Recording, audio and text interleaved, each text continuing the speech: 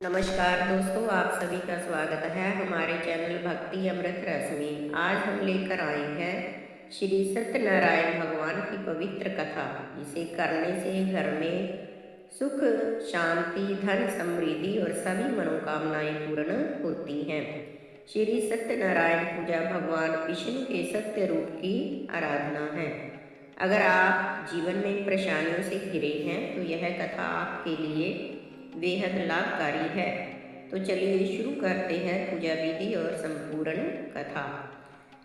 श्री सत्यनारायण व्रत की पूजा विधि। प्रातः जल्दी उठकर स्नान करें, स्वच्छ वस्त्र धारण करें, पूजा स्थान को साफ करके चौकी पर लाल या पीला वस्त्र बिछा कर उस पर भगवान श्री सत्यनारायण की तस्वीर या मूर्ति स्थापित करें और कलश स्थापित करें। पूजन सामग्री में नारियल, आम के पत्ते, रोली, कुमकुम, अक्षत, तुलसी दल, फूल, पंचामृत, पान के पत्ते इत्यादि रखें। प्रसाद में मुख्य रूप से पंचामृत, केला और पंजीरी या आटे की पंजीरी शामिल करें। श्री सत्यनारायण जी की कथा के 5 अध्याय पढ़ें या सुने जो सत्य की महिमा बताते हैं। कथा करें या सुने और कथा के बाद आरती करें और प्रसाद को सभी में वितरित करें। कथा एक समय की बात है। नैशिरण्य तीर्थ में शौनक आदि ऋषियों ने श्री सूत से पूछा, हे प्रभु, इस कलयुग में वेद विद्या रहित मनुष्यों को प्रभु भक्ति किस प्रकार मिल सकती है तथा उनका उद्धार कैसे होगा? हे मुनि श्रेष्ठ, ऐसा कोई उपाय बताइए जिससे थोड़े समय में ही पुण्य मिले और मनवांछित फल भी मिल जाए। इस प्रकार की कथा हम सुनने की इच्छा रखते हैं। सर्वशास्त्रों के ज्ञात सूत जी बोले, हे वैष्णवों में पूज्य, आप सभी ने प्राणियों के हित की बात पूछी है, इसलिए मैं एक ऐसे श्रेष्ठ व्रत को आप लोगों को बताऊंगा जिसे नारद जी ने लक्ष्मी नारायण जी से पूछा था और लक्ष्मीपति ने मुनि श्रेष्ठ नारद जी से कहा था। आप अब इसे ध्यान से सुनिए। एक समय की बात, योगी राज नारद जी दूसरों के हित की इच्छा के लिए अनेकों लोकों में घूमते हुए मृत्यु लोक में जा पहुँचे। उन्होंने अनेक योनियों में जन्मे प्राय सभी मनुष्यों को अपने कर्मों द्वारा अनेकों दुखों से पीड़ित देखा। उनका दुख देखकर नारद जी सोचने लगे कि कैसा यत्न किया जाए जिसके करने से निश्चित रूप से मानव दुखों का अंत हो जाए। इसी विचार पर मनन करते हुए वह विष्णु लोक में गए। वहाँ वह देवों के ईश नारायण की स्तुति करने लगे, जिनके हाथ में शंख, चक्र, गदा और पद्म थे, गले में वरमाला पहने हुए थे। स्तुति करते हुए नारद जी बोले, हे भगवान, आप अत्यंत शक्ति से संपन्न हैं। मन तथा वाणी भी आपको नहीं पा सकती। आपका आदि, मध्य तथा अंत नहीं है। निर्गुण स्वरूप सृष्टि के कारण भक्तों के दुख को दूर करने वाले हैं। आपको मेरा नमस्कार है। नारद जी की स्तुति सुन विष्णु भगवान बोले, हे मुनि श्रेष्ठ, आपके मन में क्या बात है? आप किस काम के लिए पधारे हैं, उसे निसंकोच कहो। इस पर नारद मुनि बोले कि मृत्यु लोक में अनेक योनियों में जन्मे मनुष्य अपने कर्मों के द्वारा अनेकों दुखों से दुखी हो रहे हैं। हे नाथ, आप मुझ पर दया रखते हैं तो बताइए कि वो मनुष्य थोड़े प्रयास से ही अपने दुखों से कैसे छुटकारा पा सकते हैं। श्री हरि बोले, नारद, मनुष्यों की भलाई के लिए तुमने बहुत अच्छी बात पूछी है, जिसके करने से मनुष्य मोह से छूट जाता है। यह बात मैं कहता हूँ, उसे सुनो। स्वर्ग लोक व मृत्यु लोक दोनों में एक दुर्लभ उत्तम व्रत है जो पुण्य देने वाला है। आज प्रेम बस होकर मैं उसे तुमसे कहता हूँ। श्री सत्यनारायण का यह व्रत अच्छी तरह विधि पूर्वक करके मनुष्य तुरंत ही यहाँ सुख भोग कर मरने पर मोक्ष पाता है। श्री हरि के वचन सुनकर नारद जी बोले, उस व्रत का फल क्या है और उस का विधि विधान क्या है? इस व्रत को किस दिन करना चाहिए? सभी कुछ विस्तार से बताइए। नारद की बात सुनकर श्री हरि बोले, दुख व शोक को दूर करने वाला, यह सभी स्थानों पर विजय दिलाने वाला, मानव को भक्ति व श्रद्धा के साथ श्याम जी को सत्यनारायण की पूजा धर्मपरायण होकर ब्राह्मणों व बंधुओं के साथ करनी चाहिए। भक्ति भाव से ही नैवेद्य, केले का फल, घी, दूध और गेहूं का आटा सवाया ले। गेहूं के स्थान पर साठी का आटा, शक्कर, गुड़ लेकर वह सभी भक्षण योग्य सभी पदार्थों को मिलाकर भगवान का भोग लगाएं। ब्राह्मणों सहित बंधु बांधवों को भी भोजन कराएं। उसके बाद स्वयं भोजन करें। भजन कीर्तन के साथ भगवान की भक्ति में लीन हो जाएं। इस तरह से सत्यनारायण भगवान का यह व्रत करने से मनुष्य की सारी इच्छाएं निश्चित रूप से पूर्ण होती हैं। इस कली काल अर्थात कल युग में मृत्यु लोक में मोक्ष का यही एक सरल उपाय बताया गया है। श्री सत्यनारायण व्रत कथा का पहला अध्याय संपूर्ण। बोलिए श्री सत्यनारायण भगवान की जय। सत्यनारायण भगवान की व्रत कथा दूसरा अध्याय। सूत जी बोले, ऋषियों, जिसने पहले समय में इस व्रत को किया था उसका इतिहास कहता हूँ, ध्यान से सुनो। सुंदर काशीपुरी नगरी में एक अत्यंत निर्धन ब्राह्मण रहता था। भूख प्यास से परेशान वह धरती पर घूमता रहता था। ब्राह्मणों से प्रेम करने भगवान ने एक दिन ब्राह्मण का वेश धारण कर उसके पास जाकर पूछा, हे विपर, नित्य दुखी होकर तुम पृथ्वी पर क्यों घूमते हो?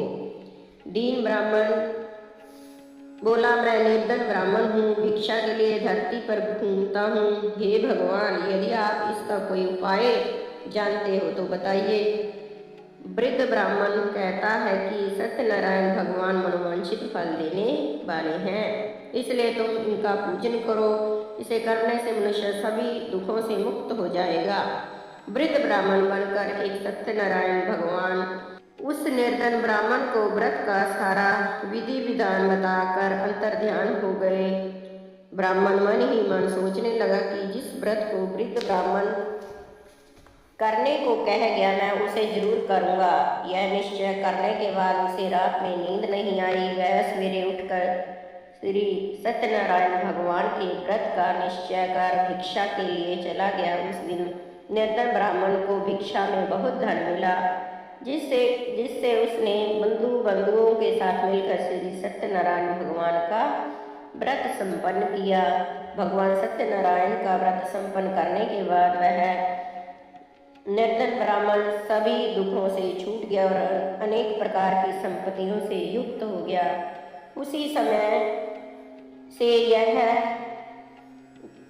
ब्राह्मण हर माह इस व्रत को करने लगा। इस तरह से सत्यनारायण भगवान के व्रत को जो मनुष्य करेगा वह सभी प्रकार के पापों से छूटकर मोक्ष को प्राप्त होगा।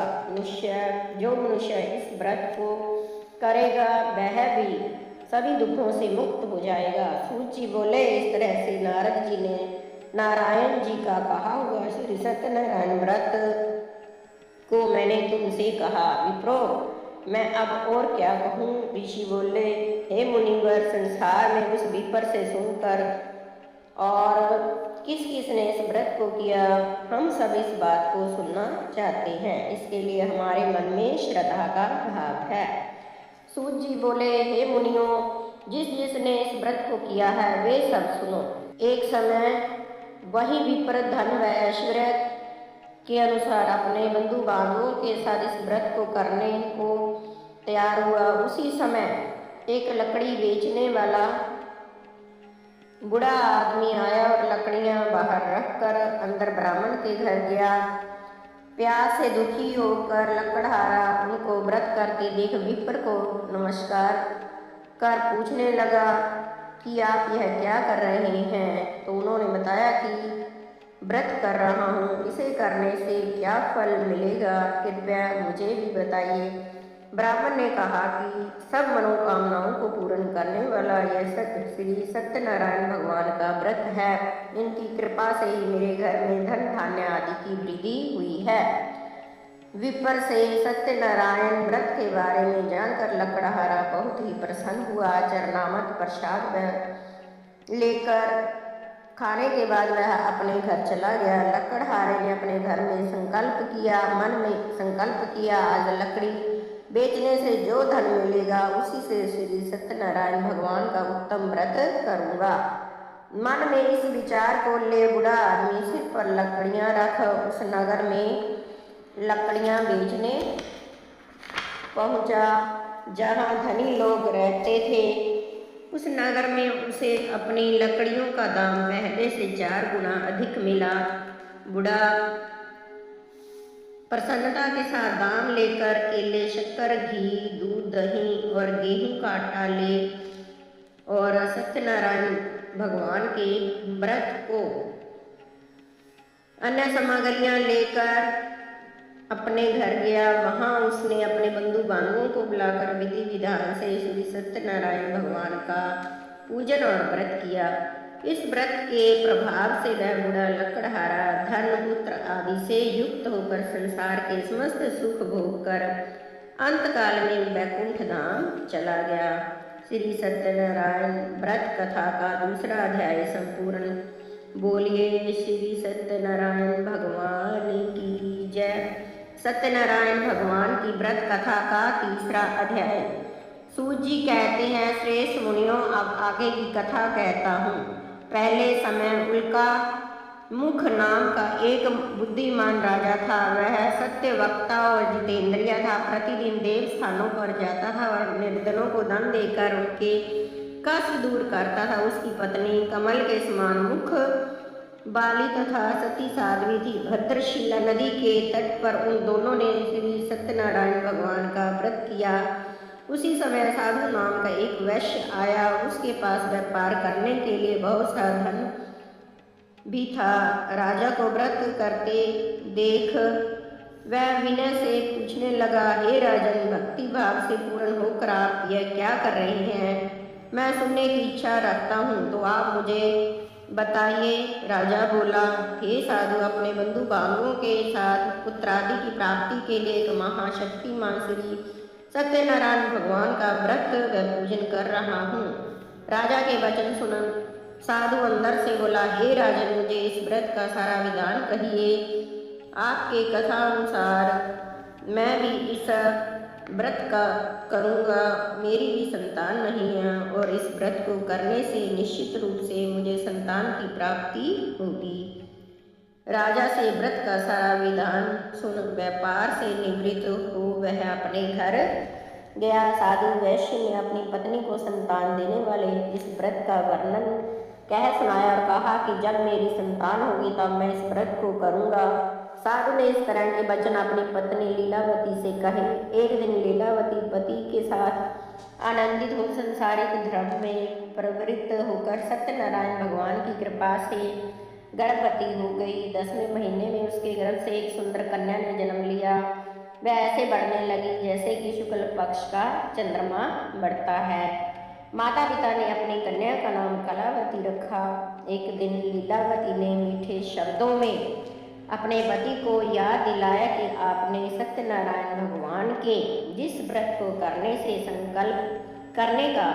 संकल्प किया था उसे करने का समय आ गया है। आप इस व्रत को करिए। साधु बोला, हे प्रिय, इस व्रत को मैं उसके विवाह पर करूँगा। इस प्रकार अपनी पत्नी को आश्वासन देकर वह नगर को चला गया। कलावती पिता के घर में रह वृद्धि को प्राप्त हुई। साधु ने एक बार नगर में अपनी कन्या को सखियों के साथ देखा तो तुरंत ही दूत को बुलाया और कहा कि मेरी कन्या के लिए योग्य वर देख कर आओ। साधु की बात सुनकर दूत कंचन नगर में पहुंचा। वहां देखभाल कर लड़की के सुयोग्य वानिक पुत्र को ले आया। सुयोग्य लड़के को देख साधु ने बंधु बांधवों को बुलाकर अपनी पुत्री का विवाह कर दिया। लेकिन दुर्भाग्य की बात, इस साधु ने अभी भी सत्यनारायण भगवान का व्रत नहीं किया।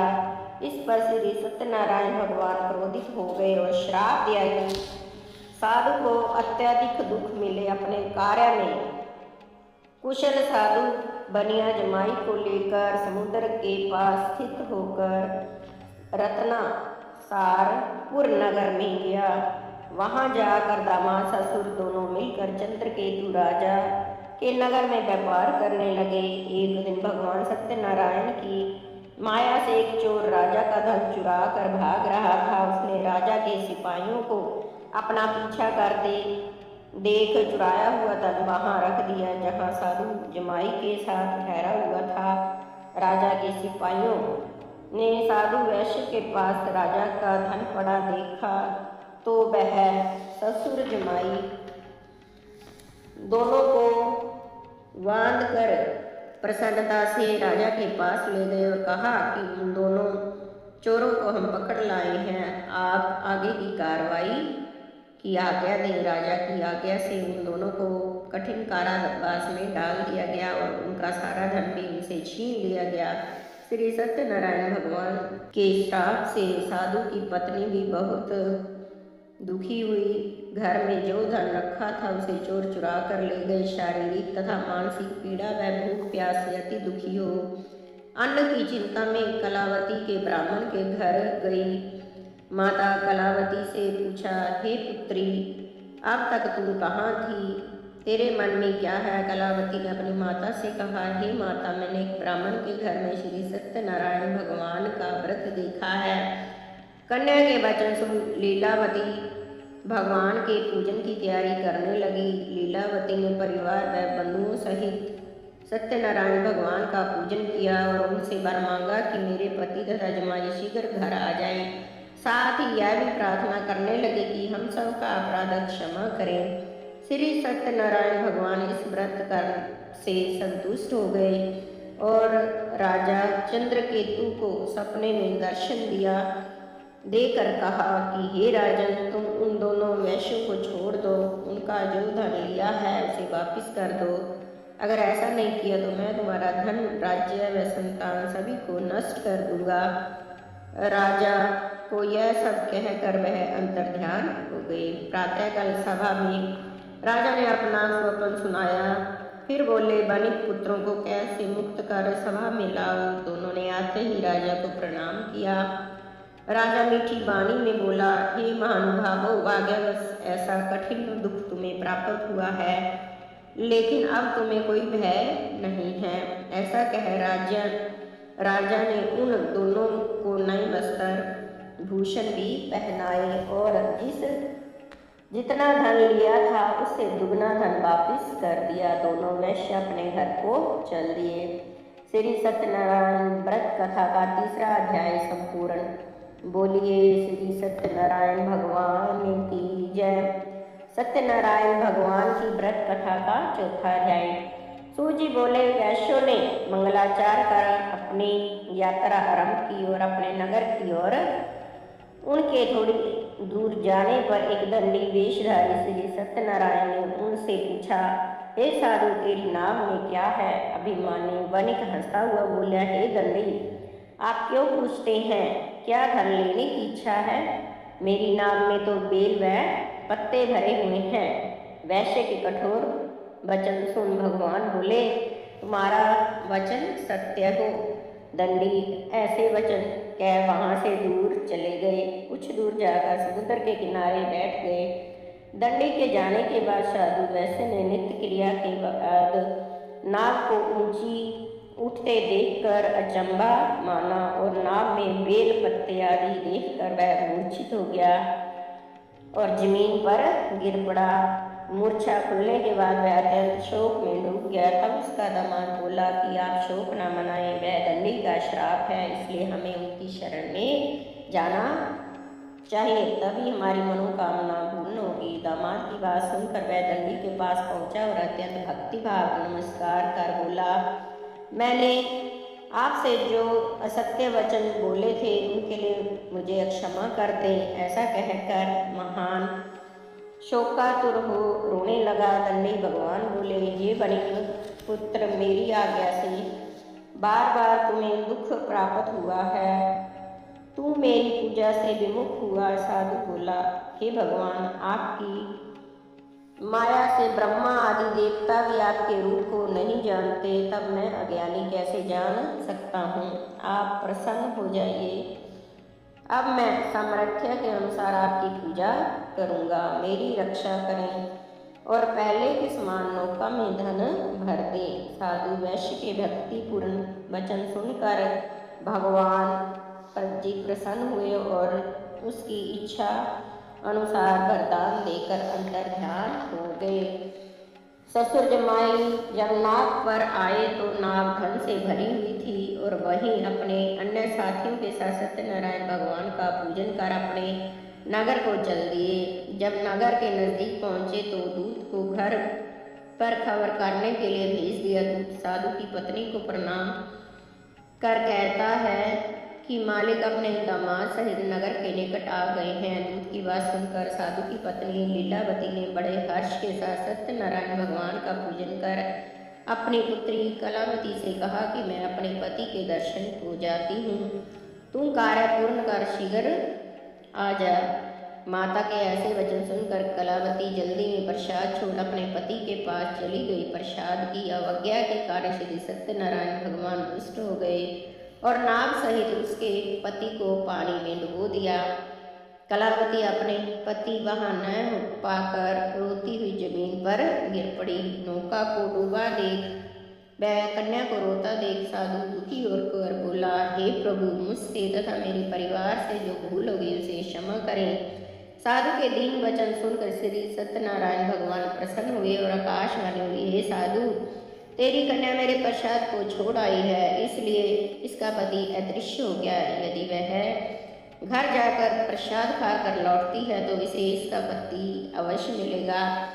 ऐसी आकाशवाणी सुन कलावती घर पहुंचकर प्रसाद खाती है और फिर आकर अपने पति के दर्शन करती है। इसके बाद साधु अपने बंधु बांधवों सहित श्री सत्यनारायण भगवान का विधि विधान से पूजन करता है। इस लोक का सुख भोग वह अंत में स्वर्ग लोक जाता है।